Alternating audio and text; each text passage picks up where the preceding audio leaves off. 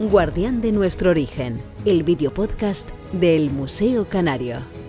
Un espacio de conversación y reflexión para acercar el museo a la sociedad, generar pensamiento crítico en torno al patrimonio, la cultura y el conocimiento, y abrir diálogos con profesionales que nos ayuden a comprender mejor el origen de lo que somos y la importancia de proteger y transmitir ese legado a las próximas generaciones.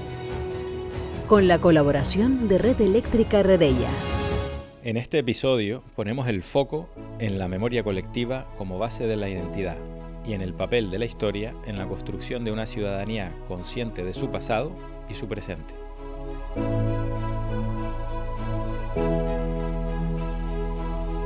Hablaremos de cómo se construyen los relatos que definen a una comunidad, de la importancia de incorporar distintas miradas y de la necesidad de mantener viva la memoria desde espacios como los museos. Nos detendremos también en el papel que desempeñan los propios museos como lugar de encuentro, participación y diálogo, donde la historia se comparte, se interpreta y se proyecta hacia el futuro.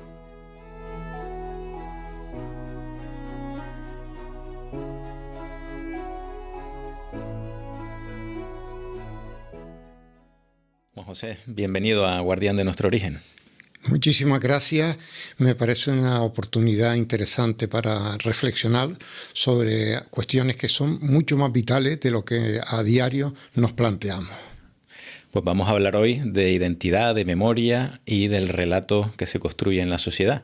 Y precisamente quería comenzar preguntándote cómo influye la memoria colectiva en la manera en la que una sociedad configura su identidad. Bueno, hay una frase casi lapidaria que dice que una sociedad no puede existir sin una memoria colectiva. La existencia de una memoria que comparte un grupo humano, sea un pueblo, una ciudad, un país entero, una agrupación de países, porque también puede darse, pues es fundamental para definir cuáles son los lazos que unen a esas personas y la hacen construir el presente y proyectar el futuro. La memoria colectiva nos permite trazar las líneas que definen nuestro ser y sentir, pero también el porvenir que deseamos y necesitamos como comunidad. Y desde tu experiencia como cronista oficial, ¿cómo se puede preservar y transmitir la memoria de una ciudad como Las Palmas de Gran Canaria? Bueno, es un asunto complejo, pero ineludible. Y el problema es que a veces lo eludimos. O lo eluden quienes no deberían eludirlo. O no se cuenta para construir esa memoria, para conocerla, ¿verdad?, para definirla con las instituciones y los agentes culturales que son necesarios, que son los que tienen las herramientas suficientes para ayudar a la ciudadanía a conocerse mucho mejor. Debemos en este asunto tener claro dos conceptos: pasado e historia. No es lo mismo el pasado que la historia. Entonces, a veces nos preguntamos, ¿cómo influye la historia en la construcción de una memoria colectiva, de una identidad? Bueno, pues a veces lo que está influyendo es un pasado mal conocido, pero no la historia. O a veces está influyendo una historia que ha sido tergiversada y no ha sido contada adecuadamente. Por eso debemos contar con los museos como aulas abiertas de ciudadanía, no como meras salas de exposición magníficas, pero muertas, y con aquellos, digamos, agentes culturales, historiadores, antropólogos, museógrafos, en fin, todo este conjunto de personas que pueden contribuir no a adoctrinar a la ciudadanía. El papel de un museo no es adoctrinar, es ser piedra de toque, punto para la reflexión, punto para el encuentro de la ciudadanía, digamos, con esa documentación que puede ser base de su reflexión. ¿Crees que puede una sociedad avanzar sin un conocimiento compartido de su pasado? Indudablemente no. El pasado, la historia, es el presente. Porque nosotros miramos al pasado, a la historia desde el presente. Y además buscamos ese pasado para entender nuestro presente. Luego, es ineludible que una sociedad tenga muy presente cuál ha sido el devenir de su historia, cuál ha sido su pasado y cómo ese le está influyendo, está definiendo en el presente. A partir de ahí entenderemos mejor quiénes somos y, por supuesto, hacia dónde vamos. ¿Y cuáles dirías que son los valores culturales diferenciales en el caso de Las Palmas de Gran Canaria? Uno de los valores diferenciales de Las Palmas de Gran Canaria, yo diría que es una cultura cosmopolita. Una cultura que se ha fraguado en el encuentro de civilizaciones, de culturas, de unos y otros continentes, poco a poco, a través de los siglos. A esta ciudad han llegado poblaciones de muy distinto origen, unas de paso hacia América, otras de América más tarde hacia Europa o hacia África, ¿verdad? Y otras que se han establecido aquí. Esas culturas han caído en lo que podemos definir, ¿verdad?, como un verdadero horno donde se fragua todo y surge una nueva expresión. Entonces, la cultura, el arte, la literatura que se ha gestado en Las Palmas de Gran Canaria la identifica como una ciudad cosmopolita, dinámica y abierta. ¿Crees que esa diversidad a lo largo de los siglos la hace ser una ciudad única en el Atlántico Medio? Indudablemente. Yo estoy convencido de que Las Palmas de Gran Canaria es una capital de cultura europea, pero también de cultura americana y en buena medida de cultura africana y asiática, porque también aquí han estado. Y eso hace que sea una encrucijada cultural en el Atlántico ineludible. Europa tiene que ser consciente de que este es el punto de encuentro de la cultura de Europa con otras culturas. Y si eso fue importante en el pasado, esa es la lección que nos queda, que en el futuro va a ser todavía más importante y más decisivo para Europa la presencia de esta capital en el encuentro de su cultura con las culturas de otros continentes. Ajá. En esta ciudad tenemos museos de referencia. ¿Cómo crees que podrían los museos contribuir a la participación ciudadana más allá de con una visita puntual? Indudablemente, los museos no pueden limitarse en Las Palmas de Gran Canaria a ser un punto de visita para el turismo o para el habitante local en un día de festivo o que tienen libre, ¿verdad? Y bueno, pues igual que puedo ir a pasear a un sitio, voy allí porque hay objetos bellos. No, el museo tiene que ser el punto donde el visitante se encuentre de forma activa con unos elementos que le están diciendo: usted es así, esto ha ocurrido porque todo aconteció de determinada manera. O sea, como las piezas no hablan, las piezas hablan y el patrimonio se hace vivo en la medida en que un museo sea capaz de tener unas actividades con las que interactuar con los visitantes. Ajá. Y en estos espacios compartidos que son los museos, ¿qué papel crees que deberían tener en una sociedad democrática?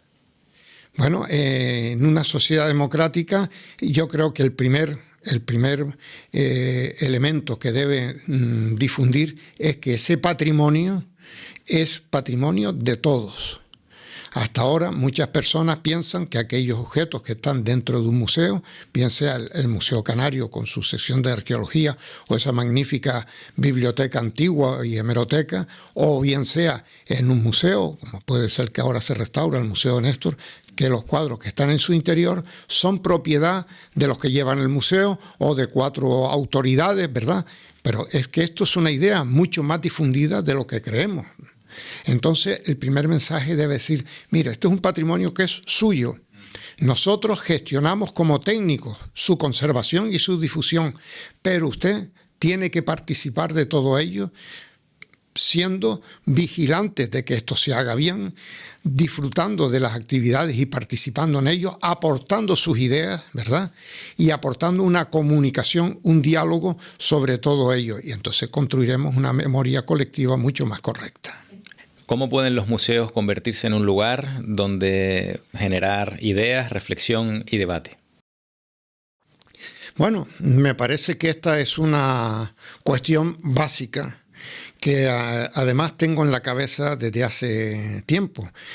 Y es que el museo debe ser el punto en que la ciudadanía pues encuentre un ágora para la reflexión y el debate. Un ágora donde está rodeado precisamente de esos hitos que pueden ser objetos arqueológicos, libros tan singulares como por ejemplo el libro rojo de la Gran Canaria, el que yo siempre tengo tanto empeño, ¿verdad? ¿Y por qué les digo que son hitos? Porque son piedras de toque que debidamente presentadas pueden sugerirle a la ciudadanía que participe en ese ágora, pues una serie de ideas que hagan cambiarle sus esquemas o por lo menos plantearse cuestiones nuevas. Entonces el museo debe ser un ágora de participación colectiva sobre cuál ha sido el devenir de la historia de esa comunidad y cómo en ese devenir surgen los elementos que conforman la imagen que la sociedad tiene de sí mismo, la que proyecta fuera y cuál es su identidad. Yo siempre tengo un ejemplo muy claro. Durante el siglo XX, o casi todo el siglo XX, se ha repetido hasta la saciedad, desde las personas hasta las agencias de publicidad, que Gran Canaria es un continente en miniatura. Parece que eso es algo que surgió de forma volátil. Y claro, eso fue en las primeras palabras de un artículo de Domingo de Ereste Frailesco en 1933, que decía en el Paisaje de Tejeda, esta isla que es un continente en miniatura, y sigue el artículo. ¿Ven? Entonces, ¿por qué dijo Frailesco aquello? ¿Qué pretendía decir en ese artículo? A lo mejor no tiene nada que ver con el uso que después se ha hecho de esa frase. Bueno, pues como eso ocurren muchas cosas que están en los museos. Hay determinados objetos que nos han vendido como tal cosa y realmente significan mucho más. ¿Quién construye los relatos que definen a una comunidad? Efectivamente, ese es el problema. La historia es el encuentro de un historiador o de cualquier persona con unos hechos del pasado.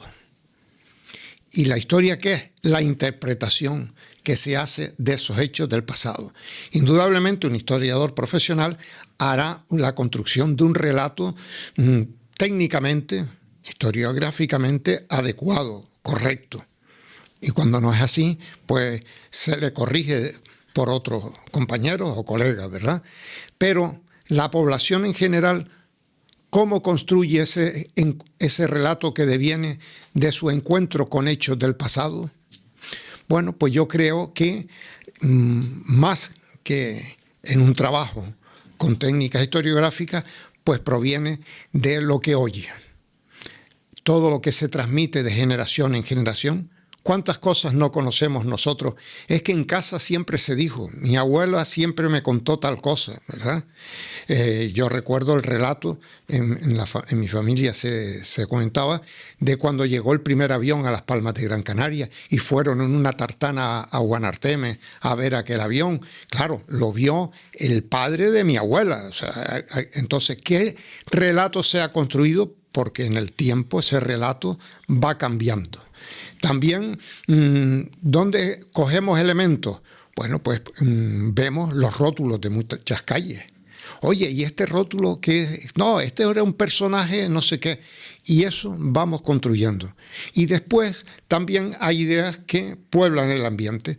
la que yo he comentado. No, la ciudad es muy cosmopolita. Aquí siempre hemos tenido ingleses, malteses, están en los rótulos de las calles, hindúes, libaneses. Y todo esto es, pues sí, pero ¿qué significa todo eso? No lo sabemos muy bien. Eso va configurando un relato en base al cual construimos la imagen que tenemos de nuestra propia comunidad y a la larga de nosotros mismos. Y desde tu labor como cronista, ¿cómo se equilibran las diferentes miradas que constituyen la historia de un territorio? Indudablemente es una labor compleja la del cronista. Desde que empecé yo en esto vengo luchando por ello, porque creo que el cronista hoy en día tiene un papel muy singular, interesante, que puede ser muy efectivo, que va más allá de ser historiador. Los historiadores es una profesión, como hay médicos, como hay abogados, como hay fontaneros que saben de lo suyo, ¿verdad? Entonces, ¿el cronista qué le queda? Pues el cronista le queda precisamente ser consciente de cuál es la identidad, los elementos que conforman la memoria de la sociedad que le rodea. Y tiene que ser capaz de conjugar eso con el auténtico devenir de la historia local.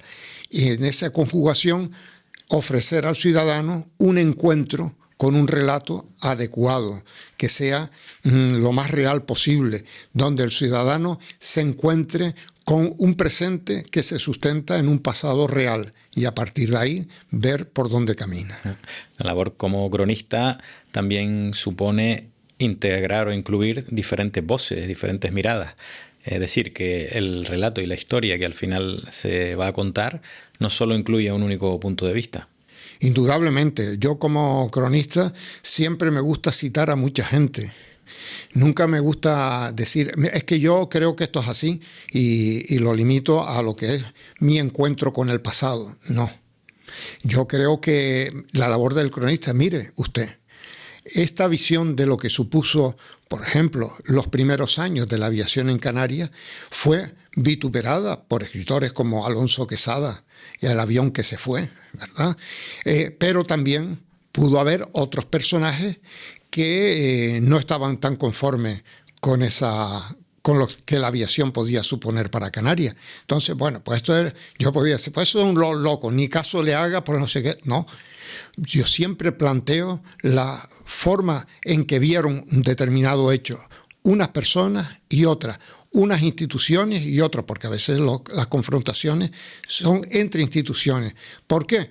Porque de esa confrontación luego deviene un discurso que puede convertirse en el sustrato de una imagen que se enraiza en la sociedad y puede ser equivocada. Entonces nosotros tenemos que ofrecer opiniones, miradas distintas, diversas, pero que entre todas se complementen. Entonces la mirada a la memoria se construye entre todas las personas, los espacios y los territorios. Juan José Laforet, muchísimas gracias por estar aquí, guardián de nuestro origen. Muchísimas gracias a ustedes por la oportunidad de reflexionar un poco, unos momentos sobre estos temas que considero trascendentales.